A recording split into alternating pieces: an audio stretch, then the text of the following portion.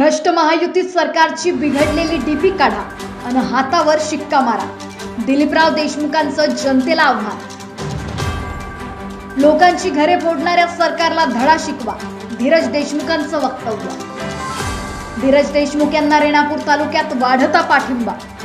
आरजखेडा, दर्जी, बोरगाव, गव्हाण येथे दिलीपराव देशमुखांचे जंगी स्वागत. रेणापूर तालुक्यातील आरजखेडा, दर्जी, बोरगाव येथे प्रचार सभेस प्रचंड प्रतिसाद. राज्यातील सत्तेवर असलेल्या महायुती सरकारनं गेल्या 2.5 वर्षात सर्वच समाजाला झुलत ठेवण्याचं काम केलं आहे. एवढ्यावरच न थांबता लोकांची घरे फोडली असून आता सरकारचा निर्णय हा जनतेच्या न्यायालयामध्ये आहे. त्यामुळे असंवेदनशील सरकारला सत्तेवरून खाली खेचण्यासाठी हाताच्या पंजाचा समोर बटन दाबा. सरकारचा डीपी उडेल असा घणाघात राज्याचे माजी सहकार महर्षी दिलीपराव देशमुख यांनी बोलताना व्यक्त केले.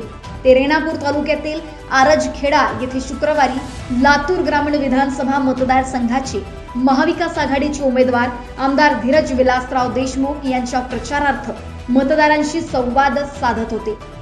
यावेळी माजी आमदार त्र्यंबक भिसे, साखर महासंघाचे संचालक आबासाहेब पाटील, रेणा साखर कारखान्याचे माजी चेअरमन यशवंतराव पाटील, रेणाचे चेअरमन सर्जेराव मोरे, जिल्हा बँकेचे उपाध्यक्ष प्रमोद जाधव, हरिराम कुलकर्णी आदी मान्यवर उपस्थित होते.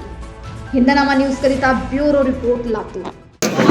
तुम्हाला माहिती आहे तेव्हा आपला हाताचा पंजा बरोबर जाऊन मतदान व्यवस्थित झालं पाहिजे. काँग्रेस पक्षाने जाहीरनाम्यामध्ये तुम्हाला विचारतील त्यांचे 3,000 रुपये येऊन आहेत, आपलं काय, तर आपण दुप्पट केलंय. काँग्रेस पक्ष निवडून आल्याच्या नंतर महिना 3,000 रुपये लाडक्या बहिणीला सगळ्यांना मिळणार आहेत. त्यामुळं हे आता 1500 द्यायचं सोडून ते तर आलंच.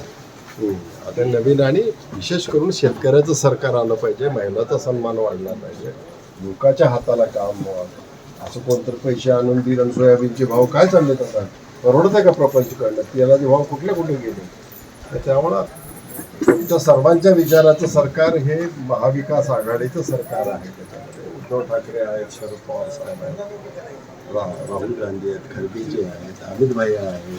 हे सगळे त्या ठिकाणी आपल्या विचाराचं काम करतील.